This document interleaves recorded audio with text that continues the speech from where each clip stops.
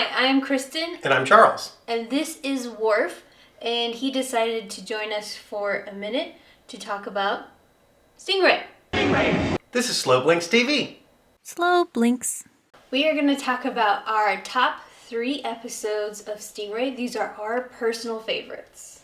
So the first one that I would like to talk about, we mentioned briefly last time because it has one of our favorite quotes from the character Phones. My feet are sizzling. My feet are sizzling. My feet are sizzling.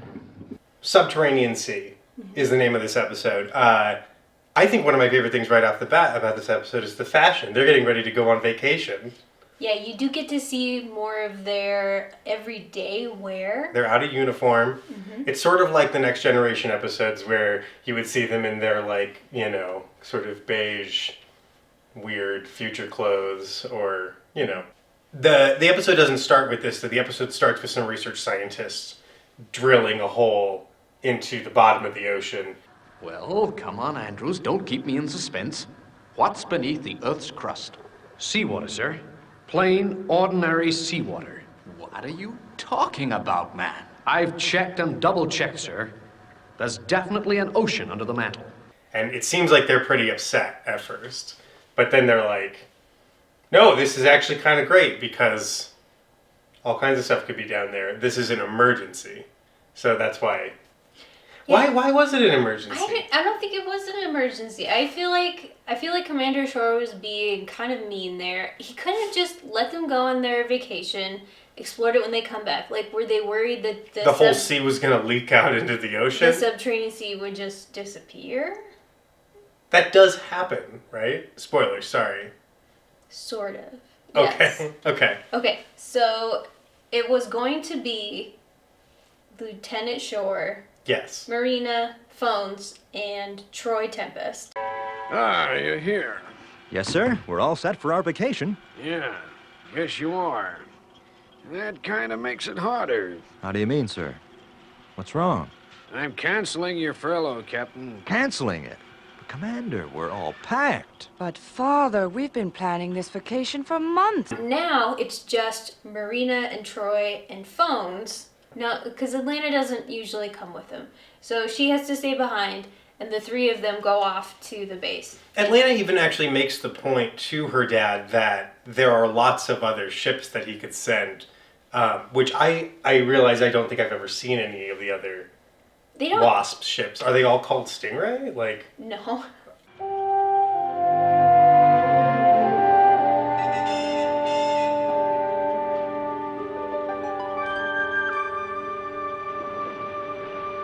So what's the plan for Stingray? Stingray is going to go down and check it out. And luckily, they have built a giant elevator because otherwise, how would Stingray get down there? By what? What do you mean? What? I mean, they built a giant elevator to lower them down into. In what time? I don't know. There's so many. Okay, well, it's a very cool episode to watch. Okay, so I would say the reason that I like this episode, other than the flawless plot, is it does really feel like a serial adventure. Serial, I'm sort of thinking it seems like a plot that could be on like another kid's show as well. It could have been on Land of the Lost. Yeah. Could be the plot of an episode of Lost in Space. Yes. Yeah. Yes. That's what I'm kind of talking about. And then they finally get into the subterranean sea. And I'm sorry. How many seconds would you guess? We're gonna put Kristen's guess up here and then the actual answer. I'm gonna say 9 seconds. Great. All right. I'm excited to see. Maybe it's just them descending. Maybe it's not that long. We'll find out.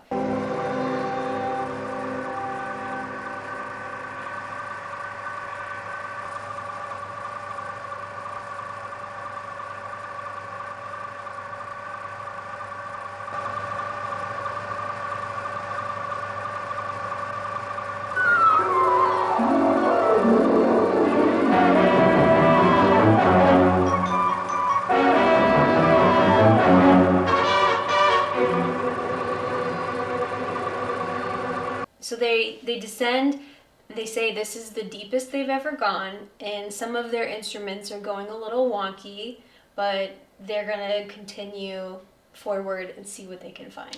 Oh, yeah. Terrible idea. If your navigation starts to go, you should be like, oh, nope, something's screwing with the navigation. Because you might get lost. Yeah. So they get down there, and there's a lot of really cool bioluminescence. Everywhere they look, the plants, the rocks, everything is kind of beautifully glowing, and there's some lovely music to accompany it, and you really feel like you've been transported to a new place. They're giving off a green light now.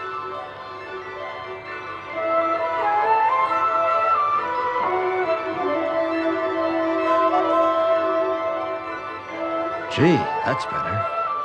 What fantastic colors. There is a fish on Earth that has bioluminescence in its stomach, and it shines it below it when it's hunting at night. So when the moon hits its back, it doesn't cast a shadow, and then it uses that, and then it snatches prey.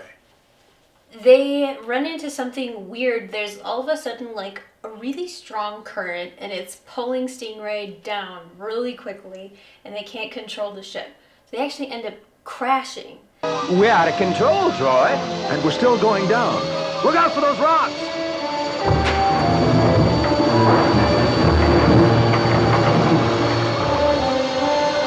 Hang on, we're gonna roll over.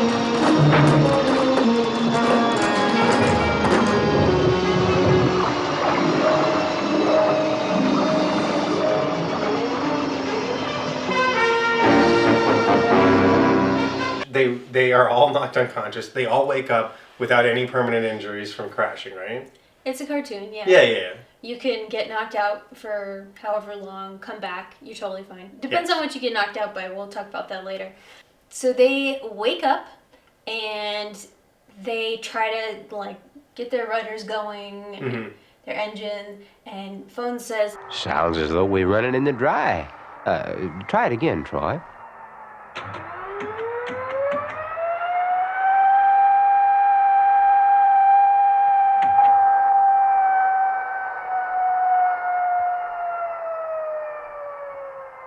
The water's gone. We're beached on the ocean bed. But how, Troy? so they want to go check it out, but safety first. Yes. They're going to put on their scuba gear in case the water comes back, which I think is super smart. Yes. There's so many shows and movies where people step out onto an alien planet, and they're like, well, our readings say the air is normal, and they immediately take off their helmet. And you're like, no, just leave everything on. Maybe do a couple tests. Yeah, exactly. Go down a few times without taking it off. What if it stinks? You don't know what it's going to smell like down there. It's technically breathable, but...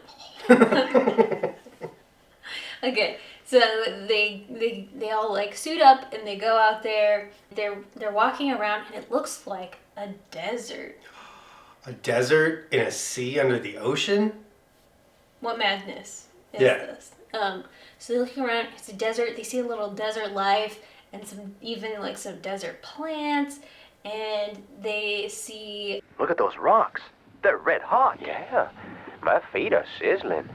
it's really hot. It's a desert, and then all of a sudden Marina freezes and she hears a rushing sound. And so they're like, we better haul it back to the ship as fast as possible. And you see them like going pretty fast. Puppet running. But then when it goes to like The water there's comes like in. a tight shot of legs, and it's like real people legs. Yeah. To get the little like running action, because it's really hard to do with puppets. Yeah, you try. Yeah, it's pretty good. So they figure out the subterranean sea has a tide, a massive tide. Yeah. It goes out, comes back in, and can get you. And then they have to like swim eventually because there's so much water. They do make it back into the ship, which is great. And they manage to get Stingray off the ground and like back swimming about. But They're lost because They're they went lost, down there yeah. and when their sensors bugged out, they didn't bug out. Phones is just kind of listening for any opening at all. Hopefully the opening they came up with the elevator, but maybe That's how phones rolls. Just any opening that you can find. Keep at it, phones. We've got to find that shack. Okay. They finally do find an opening, and they have to take it because, they can't stay down forever. They don't have to take an elevator up.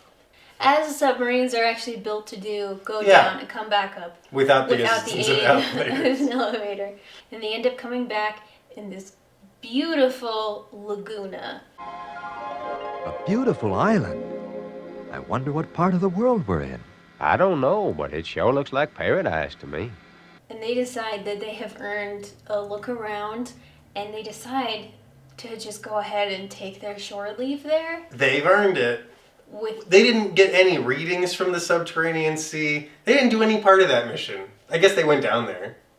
Yeah, I don't know if they had to relay their findings, but they don't show that. They just show them, they're on the beach, They're all relaxing, and they send a postcard to Atlanta that just says, "Wish you were here," and it's them with a girl doing a luau or something. Yeah, it looks like a ton of fun. And they just did it without her. And that's so cold. Do you think that's what her dad kind of just wanted? He didn't want her to go on vacation with them? Maybe. He thought there'd just be weird stuff going on or something. No. He was like, I don't like it. I don't like it at all. Yeah, so that's Subterranean Sea. It's got a lot of awesome technical stuff. It's got great fashion. Speaking of fashion, I'm wearing green sequins because that's what Marina almost exclusively wears, so... Just puppet. She's a little puppet. She's a little puppet. She can't stand this. So the next one is my favorite episode. This episode is called Set Sail for Adventure. So Commander Shore is meeting with his old friend Admiral Denver. And Admiral Denver is obsessed with the age of sailing, the golden age of sailing. And he believes that the people who live in submarines and work in submarines Are are soft, too weak. He uses a lot of phrases like namby-pamby and soft and spoon-fed. He just wants to sail the ship from a museum, on his own with a skeleton crew to prove that he can. And they let him. And he's the admiral, so they're like, okay, sure. And so he wants Phones and Tempest. But what happens is Tempest and Commander Shore decide that Tempest will fake sick and he won't have to go. So It's really funny how he fakes it. So they just oh, he's in the hospital now, and he does some really weird kind of moaning Yes. whoa. Oh! Gee, Troy sounds real bad.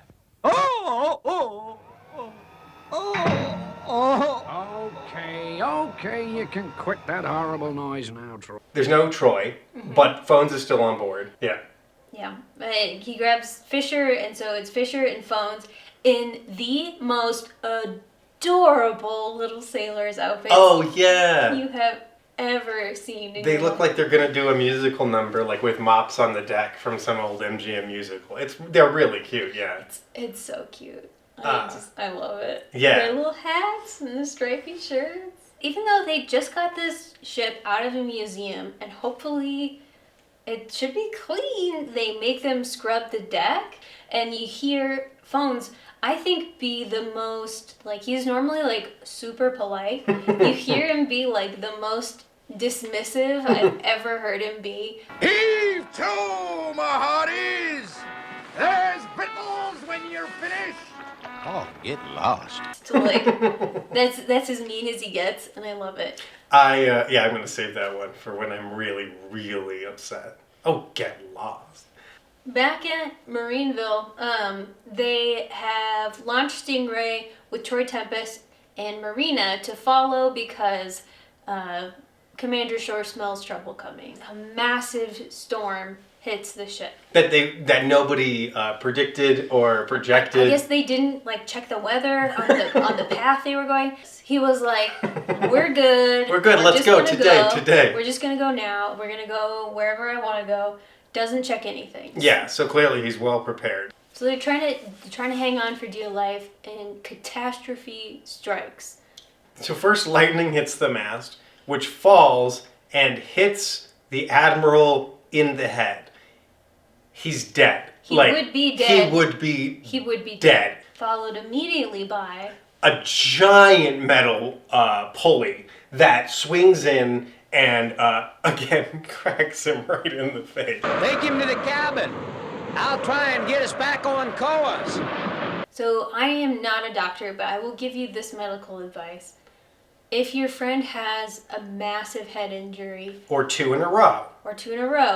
you probably should not just put him somewhere to like sleep it off. But anyway, they have righted the ship as much as possible. Stingray has followed.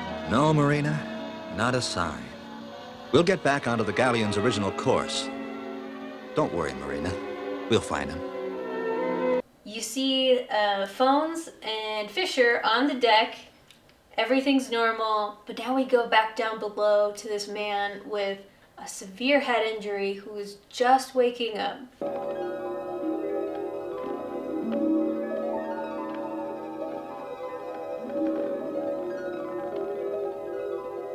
Hey, I'm dressed as a captain. I must be the captain of this ship. The crew. Oh, I mustn't let the crew know I've lost my memory.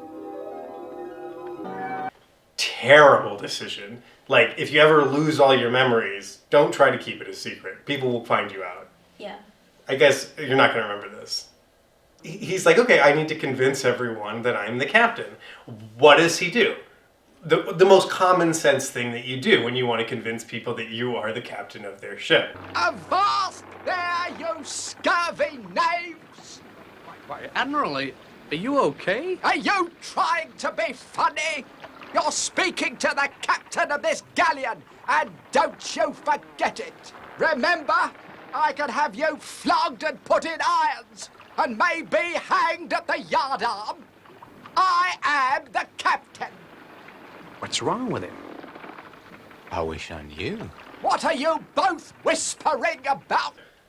You come out waving a gun.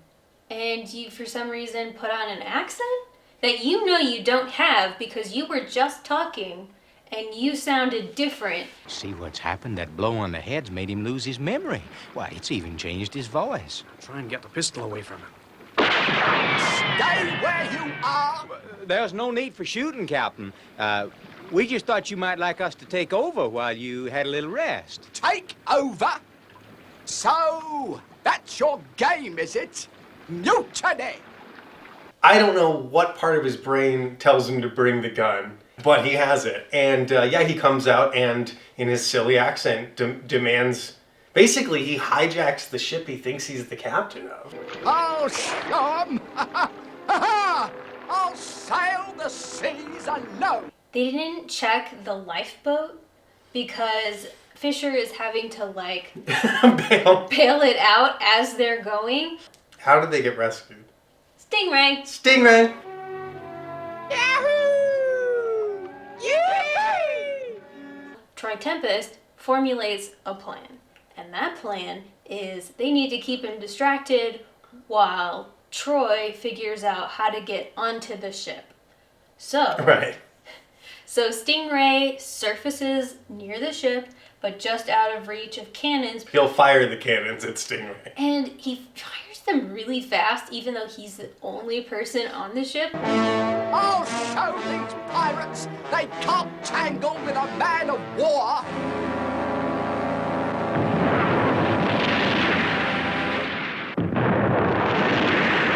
While Troy Tempest is sneaking up behind onto the boat while he's distracted because he has a terrific plan.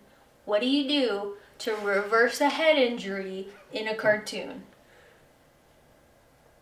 Head injury. You give them another head injury.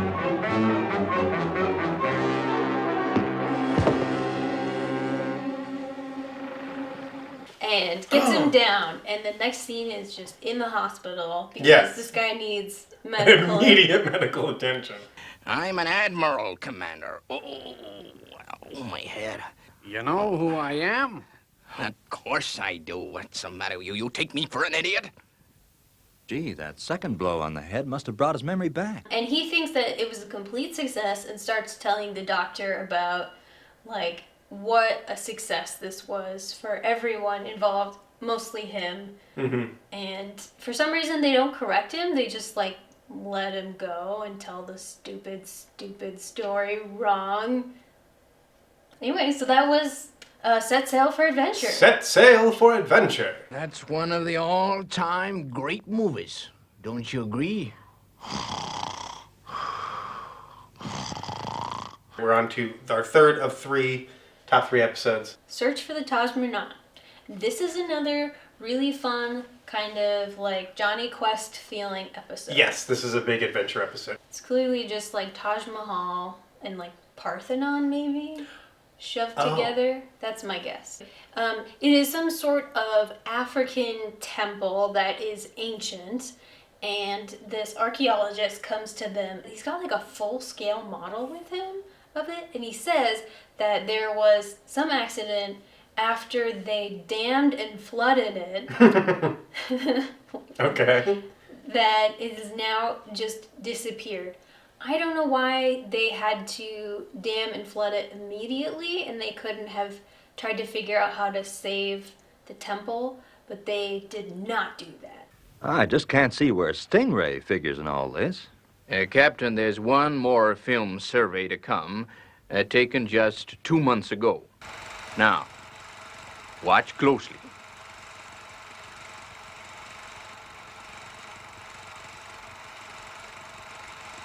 It's gone. The Taj Mahal has vanished. And Stingray is the only vehicle that could possibly go look for it. Or another submarine. Nope. Stingray is the only vessel that could possibly go look for it. Okay, but Kristen, how would they get Stingray from one body of water into this, like, dammed lake?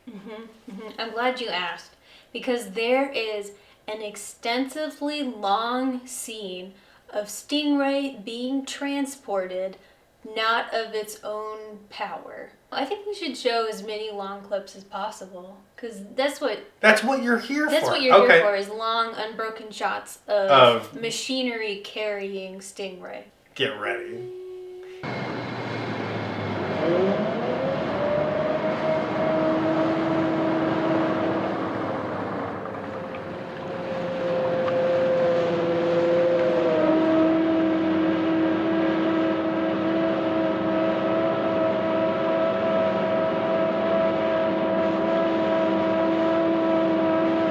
So far, so good. Now, take us down gently. You betcha. That do you? Yeah, thanks for the lift.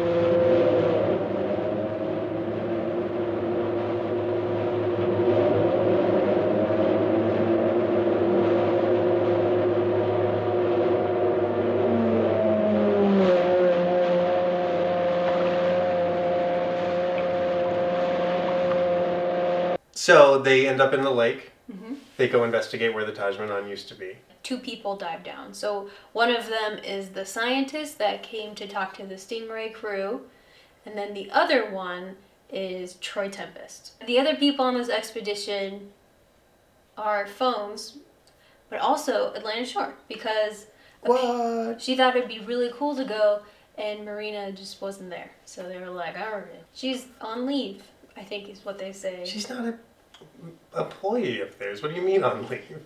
She does work with the crew. I don't know in what capacity, because she doesn't have to wear a uniform. Yeah, that's true. She's like T'Pol.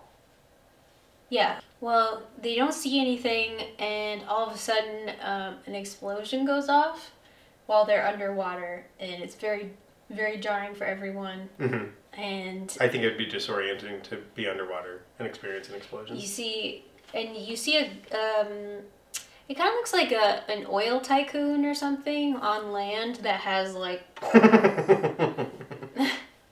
So he looked like an oil sheik. And he tries to scare him off, or kill them. I'm not sure. It doesn't work though. I think they just decide to like follow the river. Yes. For a while and see if they can find out where it went. Like if it washed downstream. I guess that's the idea. Okay. So they get to a part where they hear like drums, and they think that maybe there's a tribe nearby that they could go investigate. Phones goes to investigate by himself, and there's this great shot of him like walking through the jungle and like leaves clearing in front of him. Yeah, it looks great. It's very cinematic. It looks like something out of Predator or something. And something's there and gets him. Then Troy and Atlanta decide to try to find phones. So they leave the ship. We've all seen this movie before. So they leave the ship with like the scientist alone by himself. Yes. They find like a hut where they think that this tribe must be. And they go into the hut and they don't see anything. And they come out, and I think Troy goes back into the brush on his own because he can still hear the drums. Mm-hmm. And Atlanta follows, and then something happens, and now they're gone. And then the scientist is like, I should also go and abandon Stingray. Yes. And try to figure out what has happened. The 3 crew members wake up in the Taj Mahal in some sort of like sarcophagus death contraption. Yeah, it's the death spikes. Death spikes coming down at them, and there is, guess who? That oil sheik. He's just going to, without asking them any questions, assume ill intent and kill them. And so now it's just the scientist in the jungle trying to find his friends. Bones! Atlanta? Hello? Anybody there?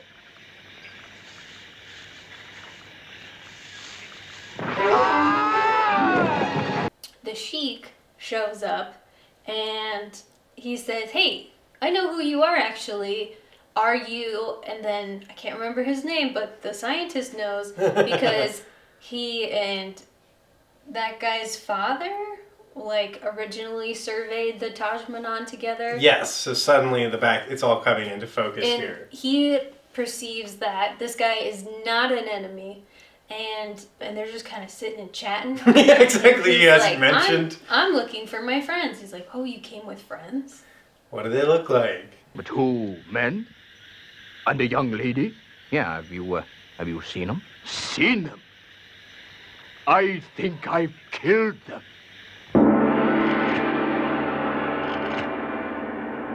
So now he's in a hurry, and they rush back to the temple, and with like no time to spare, the chest is just about to puncture somebody's heart. They've lined themselves up with the spikes to make it faster. Yeah, it's just turned off. Yes. And now it's fine. So they're all back, and they're in a conference room, and they've got the new like evidence of where it went, and they're all kind of laughing about it, and they saved the scary death trap. Oh yeah, they were almost killed it. Like, what a souvenir! And they're all just kind of laughing about it. But it's like, this guy tried to murder you with spikes slowly. Those are our top 3, our favorite 3. If you're going to start by watching a couple, pick one of those because they're really fun. Yes. And I'm gonna real quick mention 2 episodes that honorable mention. That are honorable mentions. That's right.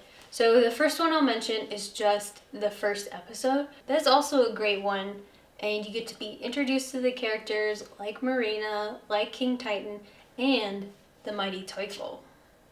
And then the other one I would just mention is called The Big Gun, And I mention it because the underwater creature that drives the ship and is the main antagonist for the episode looks exactly like one of our favorite characters. It looks like Crichton from Red Dwarf. Like exactly like Crichton from Red Dwarf. It looks exactly like Crichton, which is really exciting. This was also one of the episodes that was cut into a movie called Dangers in the Deep, or Dangers of the Deep.